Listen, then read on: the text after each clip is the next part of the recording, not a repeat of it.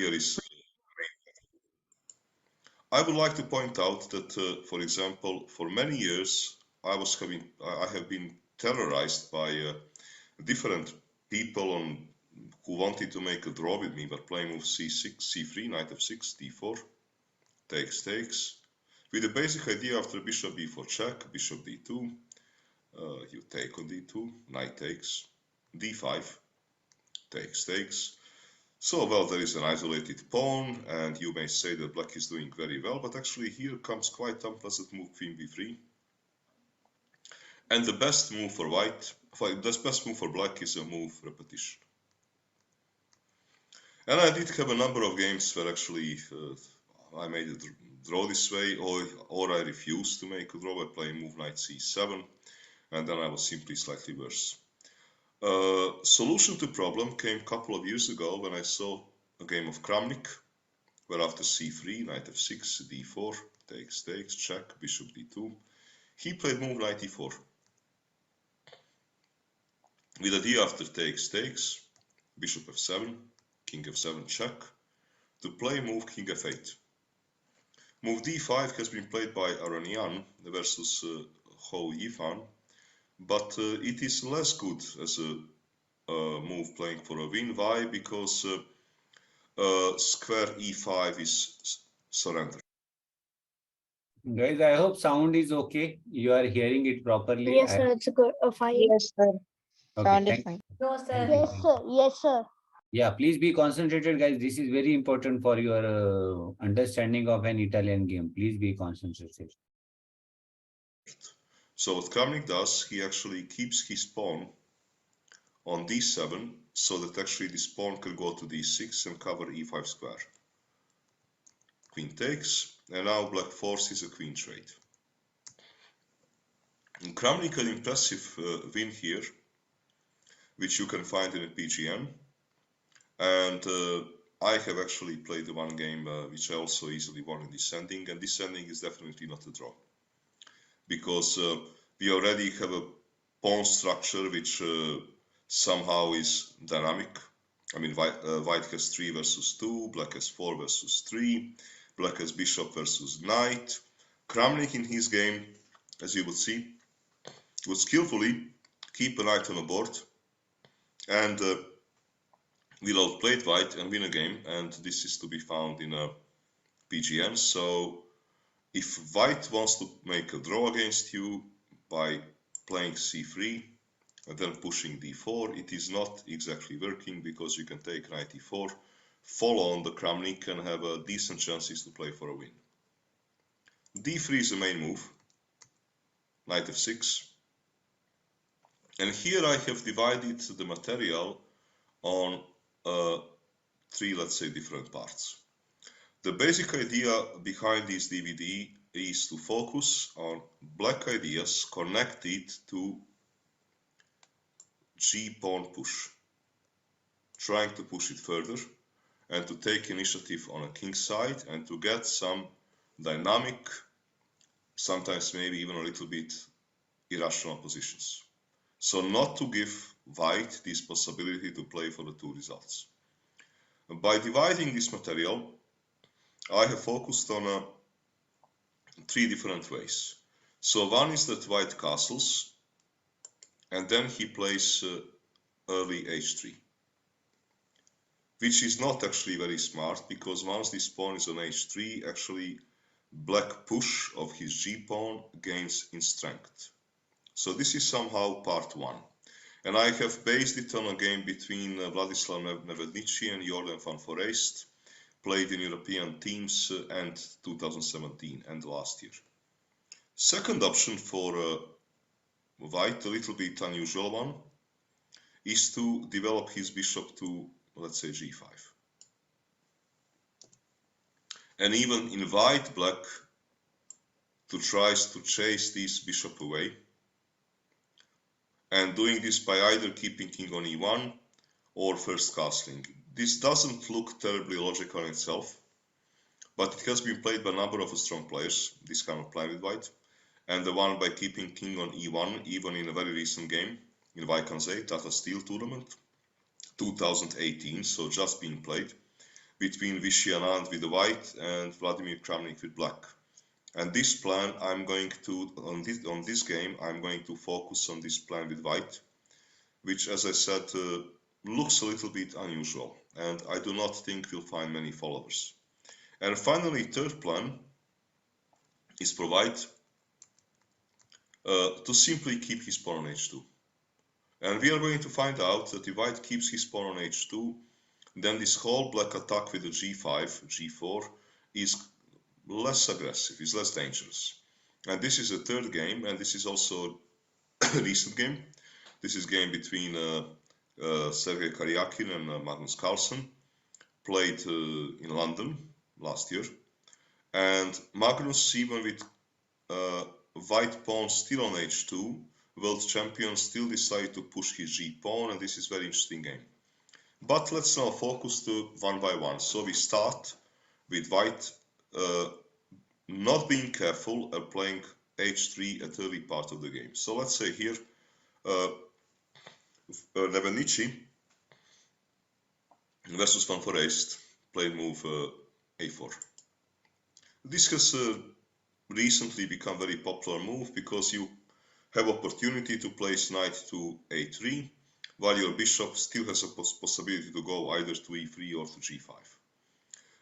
c3 has been old standard move, kind of considered a main move for many years, with the idea to play this move c3, being ready to push d4 or b4, and later decides how exactly to develop.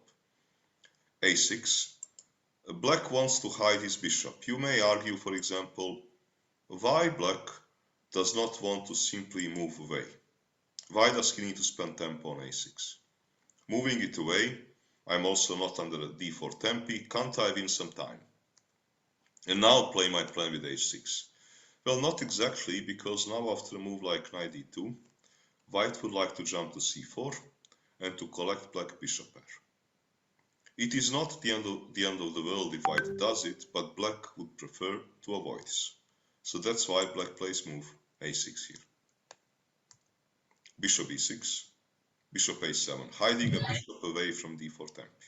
Rook e1, h6. And here we have actually an interesting moment. Black is playing move h6. Black is not going for a short castle, but plays h6 because he is actually concealing his real. Hi guys, I hope you are understanding and enjoying. Any doubt so far? No, sir. Later on, I'm going to explain you all the moves which is being shown in the video. But if you see it carefully, then while I am explaining, you will get better understanding. So please be concentrated. Okay.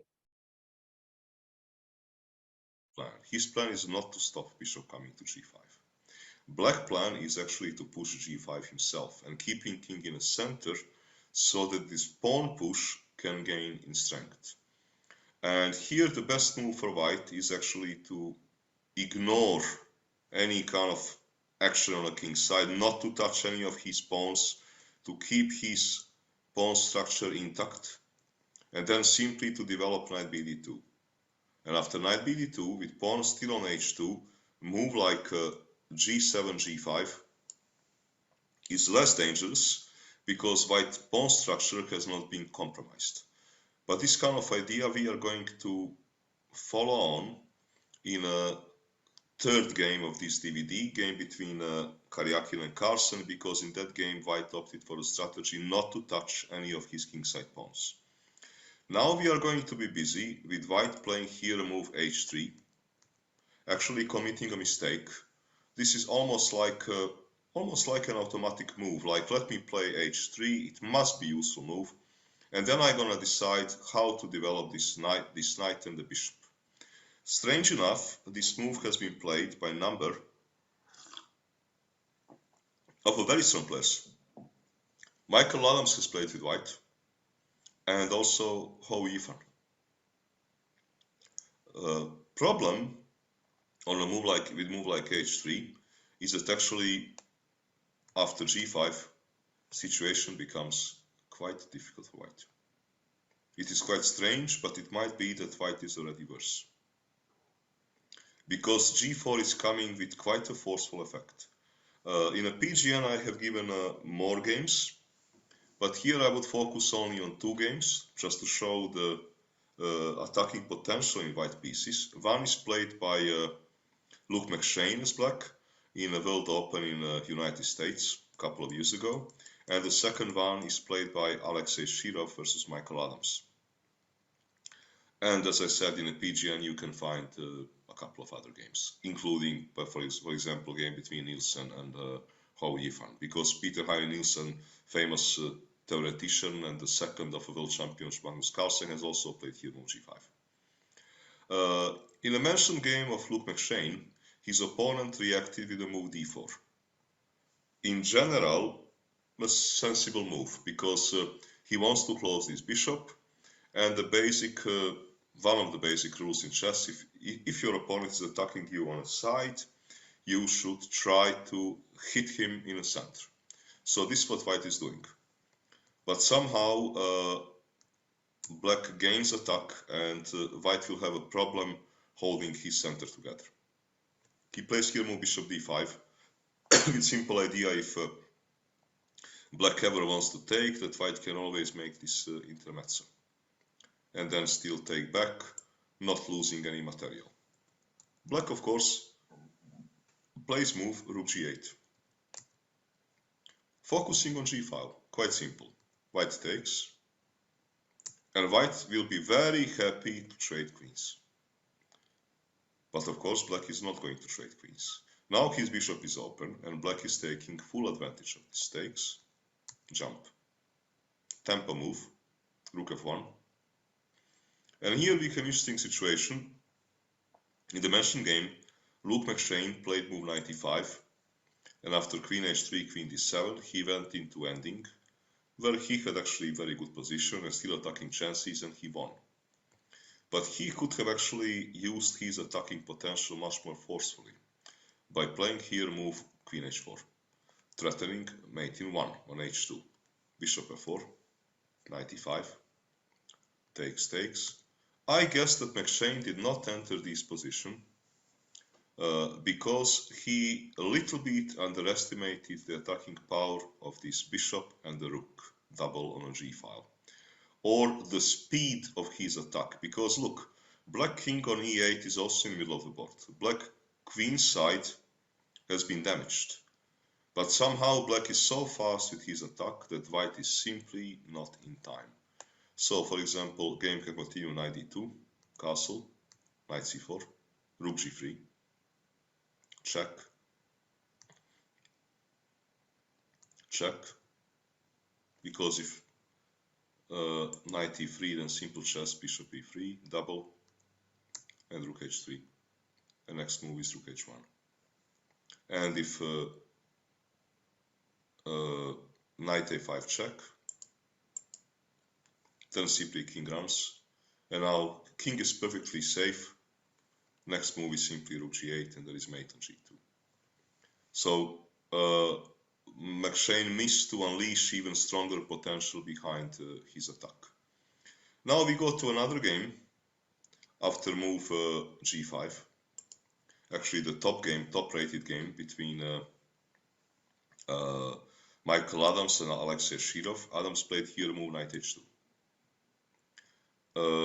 Peter Heine Nielsen, you can find the game in PGN, played rook g8 versus the former FIDE world champion Hou Yifan from China, and Peter Heine Nielsen managed to score a victory.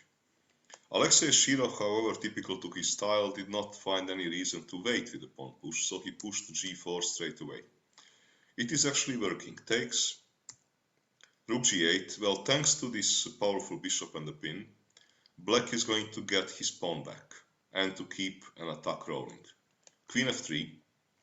White is hitting the only weak square, which is this pawn on f7. Queen e7. And bishop e3. Michael Adams, he would like to exchange this attacking monster on a7, because now with pawn protected, knight takes g4 is very serious threat. Let's suppose that white does something unbelievably stupid. Let's say white takes, black takes. This is simply going to be a tremendous attack only move. Let's say castle. And G file, bad queen. Game will be decided quite soon. So Michael Adams played move bishop e3. And now takes, and here we have an interesting moment because G pawn is very weak, but however F pawn is very weak. And the only white counter is going to be based on placing his rook to F1 and pressure along the F file combined with the strong bishop on B3 on F7 square. Here in the game, Shirov, he took bishop G4, takes, and knight E8, very strong move. He was probably slightly better here because of G file. He will manage to win, but he had a better possibility. In this position, he could have delayed taking on a G4, trying to take it in a more forceful way later on. For example, bishop D7 would have been a strong move. Rook F1, rook G6, knight D2, castles. What can here a white do? Well, the only white potential counterplay is if this knight from D2 can potentially land on F5. So white is preparing knight F1, knight G3, knight F5. But white is somehow going to be too late for this. So rook F2, double, knight F1, almost there. And now it comes very strong move, similar to one which Shirov actually played in the game. Knight D8. F7 pawn is protected, and now after knight G3, knight G4 comes. G file beautifully opens for doubled black rooks, and white is simply falling under a crushing attack here. So we have, it is very nice example of two extremely strong players, Michael Adams and Hou Yifan, making this terrible mistake playing here automatic move like H3. It was also played by a strong Chinese grandmaster Lu Shanglei, who lost to Wei Yi. Wei Yi also played move G5, and this game is also in a PGN for you to find. So here actually for white, such an innocent looking move like H3 is a grave mistake, because after forceful G5, black is already better. So white players, beware if you touch this pawn. We are looking all this from black perspective because somehow I'm trying to encourage black to play those aggressive lines. In Fun for Ace games, game happened move A4. So this is kind of a common move, nowadays played a lot. A6, C3, bishop A7. And in this position, in this mentioned game Karyakin versus Carlsen, which is going to be the third game of this DVD, Karyakin, smart guy, played move rook E1. He is not touching this pawn. And after H6, he is still not touching this pawn, he is playing move knight BD2. And Magnus, nevertheless, he went for a G5 push. And how this is going to work out, we are going to see later on in this DVD. Now we go to move H3. I guess that for Nevednici, he was thinking, what should I play, rook E1, or maybe he thought if I play rook E1, perhaps I have to bother about some moves like knight G4, because then I have to play some move like the D4, and who knows. So he probably thought, let me do it safe, I play useful move H3, and then I'm gonna see how do I develop. Actually, again, this is a mistake. H6, rook E1, and now comes very strong move, again G5. And white is having problems to react. G4 is a threat. Nevednici is reacting same like Michael Adams and Hou Yifan, knight H2. And G4 happens.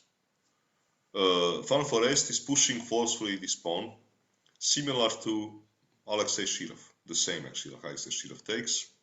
Here, only think Alexei Shirov, for example, played move like rook g8, trying to get his pawn back immediately, which is possible because after bishop e3 takes. Okay, game is kind of unclear. But Fanfare Ace played much better move. He played move h5, forcefully willing to open routes to white king. g5. Obviously, this cannot be taken because knight takes. Queen f3, hitting on f7. Well, problem for black is actually queen f7 check will be just one small check. And now white knight is coming to f4. Pawn f2 will be hanging, h4 will open with deadly consequences. White is simply falling under mating attack here. So white played move g5, trying to keep the stuff closed. Knight g4, hitting on f2. Rook f1, still trying to keep the file close. Obviously, you do not really want to see this. You do not want to open h file for this rook. This is really not something which white wants. g3 is a threat, and also bringing queen. If queen comes any moment to h7, this is simply going to be a mate. So you're not in a hurry to make such a kind of moves. Rook f1, and here is important moment because somehow until now Van Foreest played forcefully, energetically, but somehow he would not continue on this path, and he would somehow now his attack will start losing steam. I will just first show how did he get in trouble, because here Van Foreest played a couple of you may call it developing, but also in sort of a way timid moves. And then white organized himself and took initiative. So black played queen e7, knight f3, rook g8, b4. White is looking for his chances on a side where he's stronger. Knight a3, f6. Try to either get back a pawn or to open route to white king. White correctly says, take the pawn. I give you the pawn back, but I'm going now to get some initiative myself. Queen b3, knight has to go back to d8, d4 taking more space. Well, now black gets his pawn back, but now white is the one with attack. a5, willing to lock this bishop on a7. The bishop e8. It is obvious that with black something went wrong. His king is stuck on e8. And the pride of his position went to kind of, well, quite a lousy square. So white is having serious advantage here. For example, a6 was a good move with such a kind of ideas. Everything is open, you cannot touch anything because rook is hanging. And if a b5, for example, such a move wins because rook on g8 is under attack of this queen. In the game, move d takes e5 happened. Takes knight e5, knight e5, queen e5. Well, white is having absolute dominance because white king is actually safer. Black has this lousy king on e8, and now white went into simply pawn up position, pawn up for nothing, and white went on to win this game. Now question is, what did Jordan van Foreest do wrong? We get back to this. Okay, guys, can you just let me know how much you understood this one, which we have seen so far, percentage wise, huh? Percentage wise, how much you understood? Write down in chat box.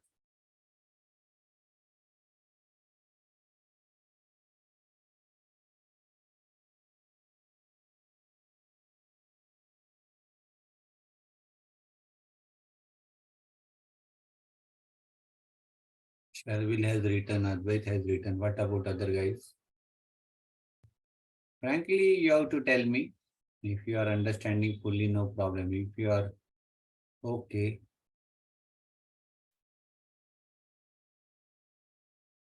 Other guys, okay, Devansh. What about other? Okay, Asim, great. Kosher, great. Actually, the games mentioned in the video, they are of very higher level, means very advanced level, super GM games. Very good, Tejas. So just by looking at it once, it will not give you full understanding, or not even anyone. You will have to see this kind of material many times. This is very, very standard actually. If you see the games he's mentioning or the variations he's showing, you have to just, I will, after our course is over, I will definitely try to send you this video, or at least I will send PGN of this video. Okay? A PGN so that you can check it in ChessBase. Sir Okay? आपको ये video कैसे मिला?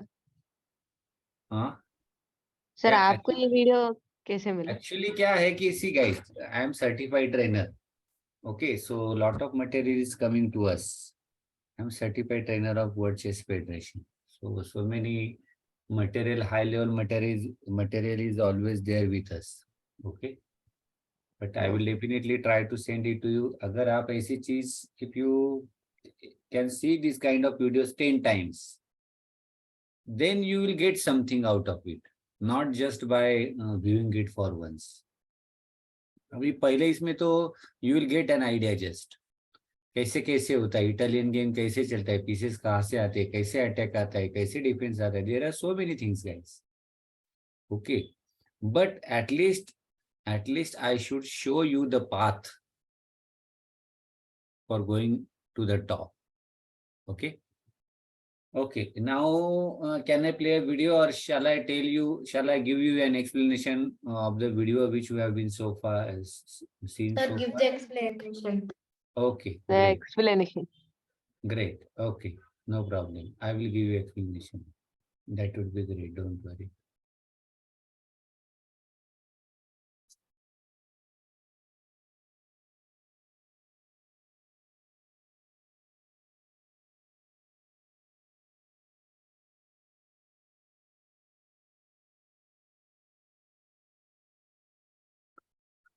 Okay.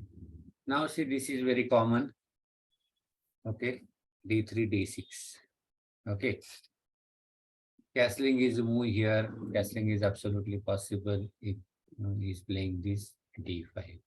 This is normal stuff actually in the Italian game or Gaito game. But right now, apart from this G5 pawn push is also there. Okay, which they have shown us. Okay. See, as a black, I think it would be better for you to wait for white to castle as a general strategy. Why I am saying like that? So if you feel that white has castled early, then you can try for that HC G5 attack. See, that attack doesn't mean that you are going to win at any cost.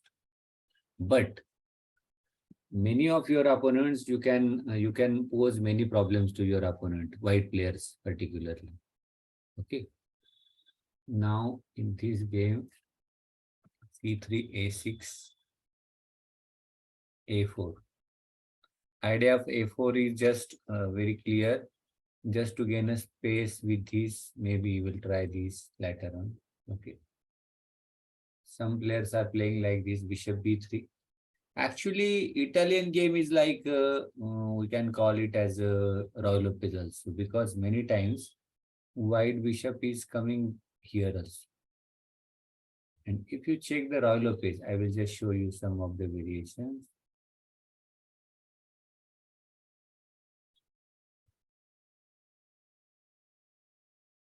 This is Roy Lopez.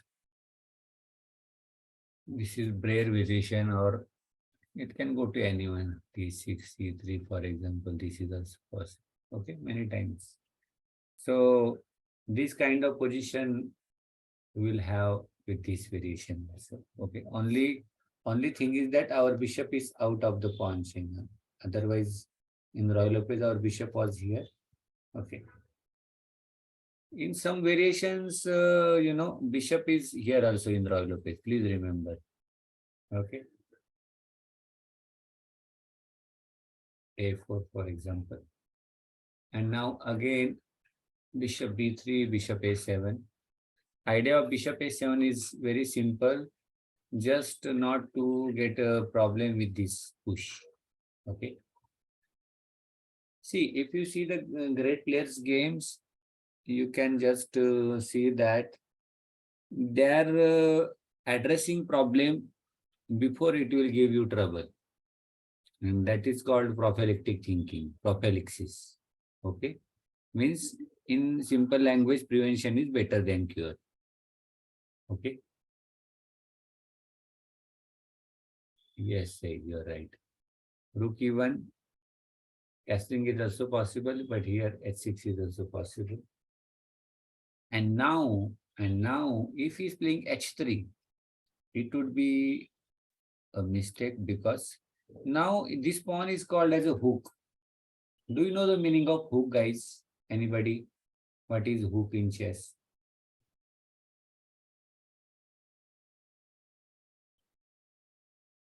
Anybody can tell me what is the meaning of hook in chess?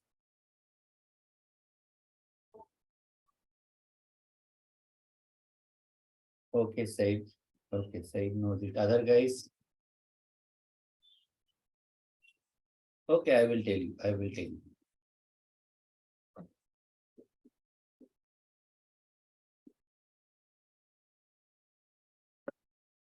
Okay, okay. Nobody. Okay, maybe you are acquainted with it, but you may not be able to explain it. No problem. Yes.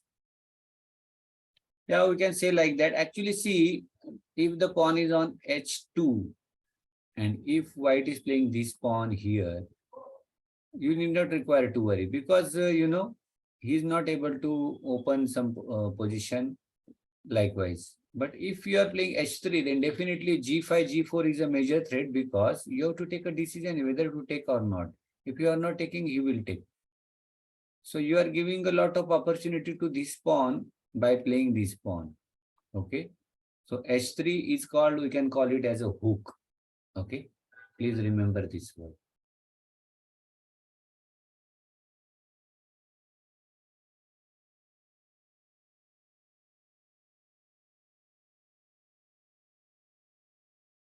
Okay, without a hook also you can play g5. Let us see. Castling is also possible. Okay, knight f1.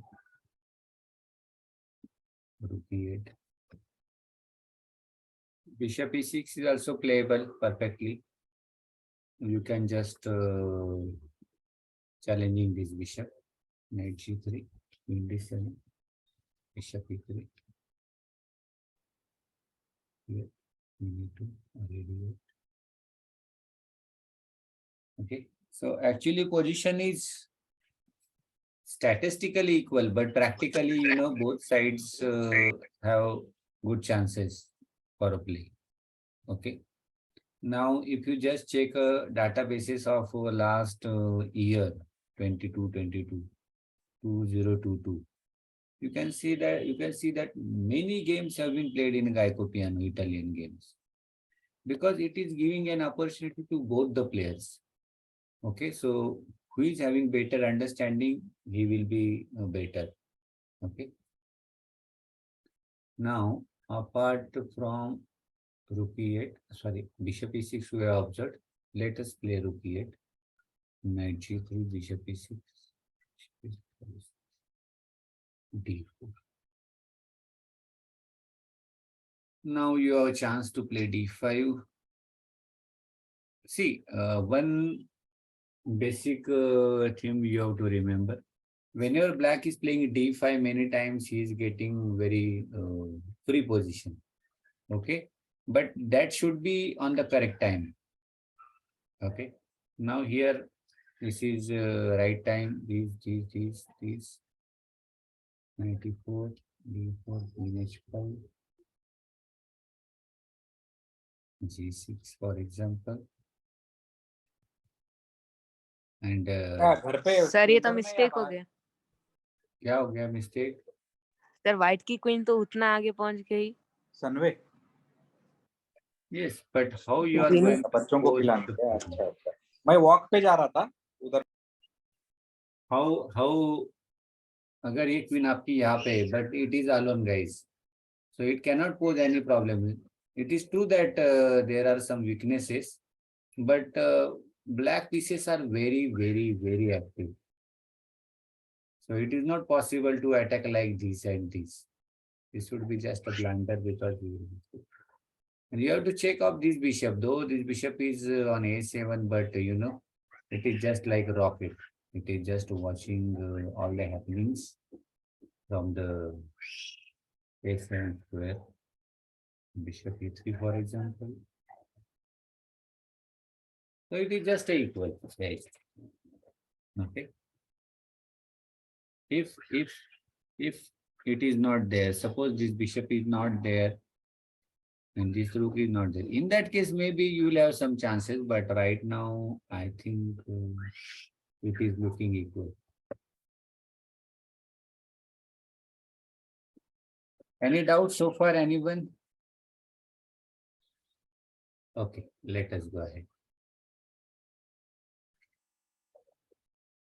समझ रहा है सबको whatever I am telling? Are you able to understand, guys?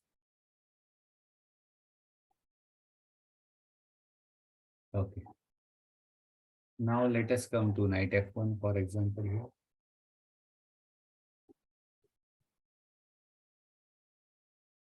G4.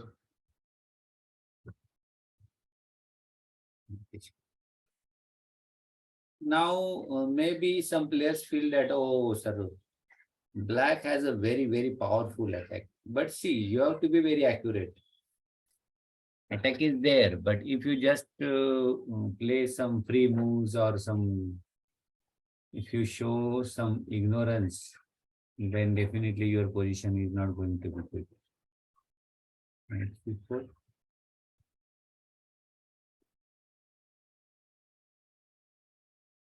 D5, knight e3, knight e7, D4, bishop d7.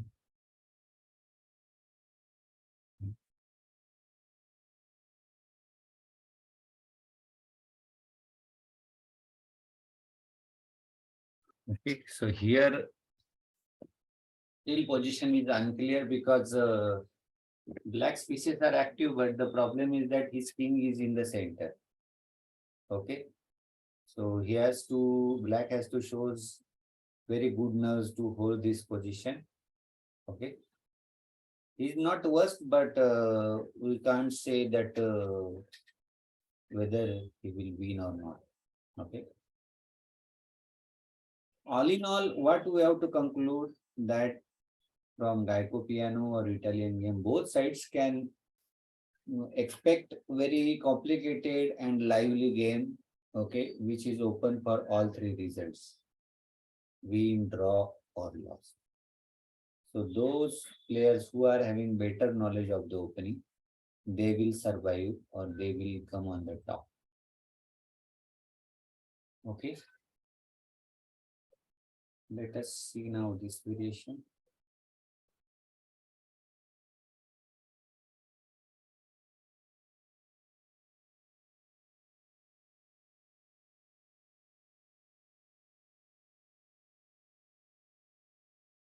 Next. Bishop.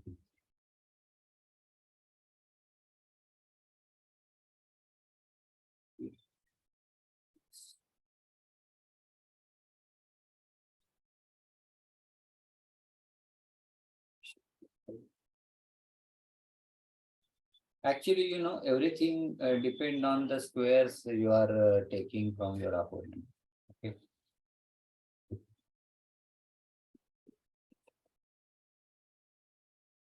See, black's king is in center. White right now cannot attack it, but you know, in the future, that is definitely possible. And he can't go for a long castling because you can open up some lines by a4. Okay. In that case, you will get a good piece.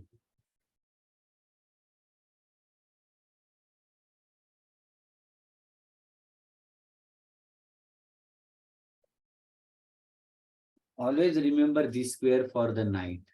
In Geico piano, many times this is coming here, here, and here. Okay, so this is very fundamental and basic thing for this night.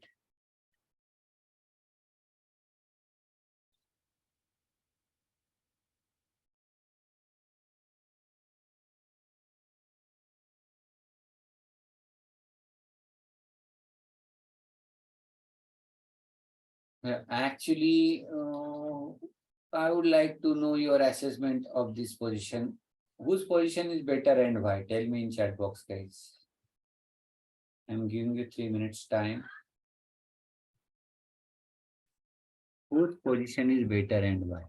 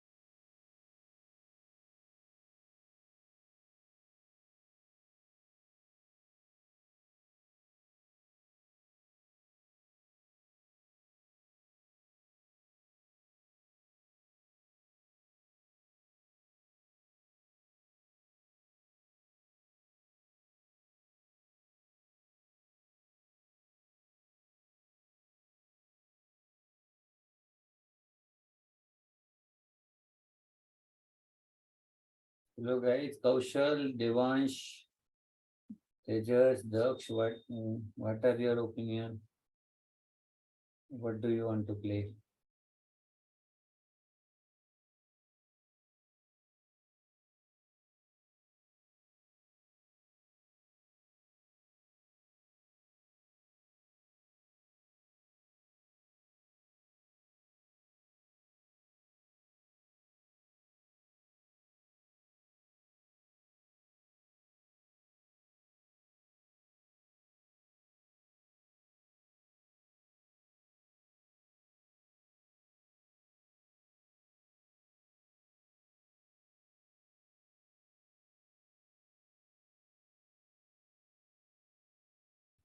Okay, guys, let us see. Let us see now. Basically, we feel that black is having very active position because of these two knights. Okay, because we can have some sacrifices and all. But right now, these pieces are strongly defending the king. Okay. So though knights are looking very dangerous, h4 and f4 knights, but you should not overestimate your chances as a black. Okay. This rook is also there, which is covering this seventh rank, and white's king is little bit unsafe because you can't keep it in a safer way, and it is of course limit your attacking chances. So you have to keep control and first accept that this position is not immediately winning or something like that for black. Definitely, if white goes wrong, you will get a good chances. But right now, I think we can assess this position as an unclear. Okay.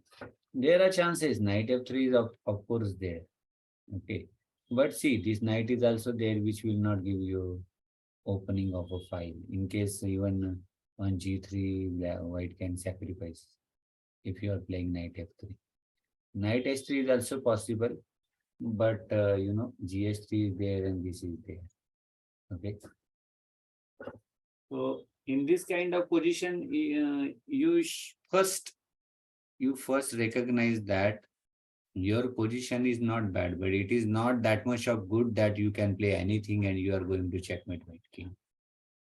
Okay, just keep your calm and keep on playing good moves. Okay, so that is the assessment of this position. Any doubt? Okay, I'll just try to go a little bit ahead.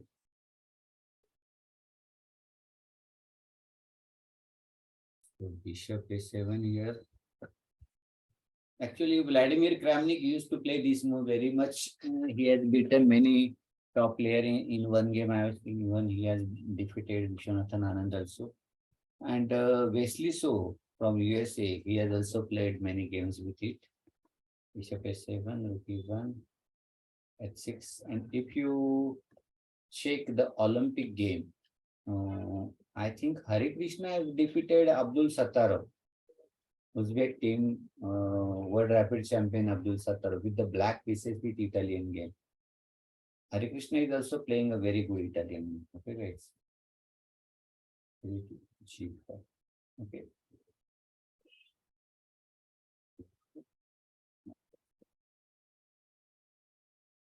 Now v3 G4.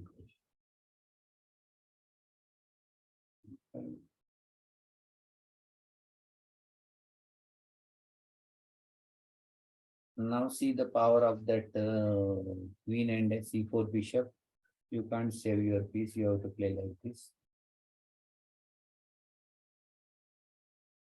Now position is just going towards equality because queens have been traded and pawn structure is not symmetrical, but it is not giving very good chances for any side for any kind of advantage.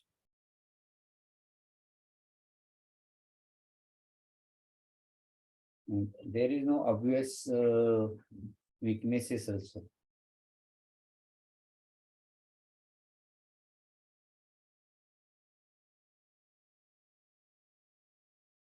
So they have just drawn this game. This game has been played between Sergey Karyakin. Okay, he is very strong and defensive player. And Carlson, everybody knows. Okay, the game has been drawn. Yeah, said in that position, the position was unclear. Okay, which you have seen. And this position is equal because they have repeated the move 3 times. So it is just a draw by the report repetition. Any doubt, guys? Anybody? Any doubt? Asim, Daksh, Devansh, Kaushal, Shalvi, Saeed. Okay. Okay, then we'll stop here today. We'll just continue our discussion regarding other openings also in our next 2-3 sessions. Okay, guys, thank you so much. Thank you. Thank you for your patient hearing. Bye bye. Thank you, sir. Bye, sir. Bye bye.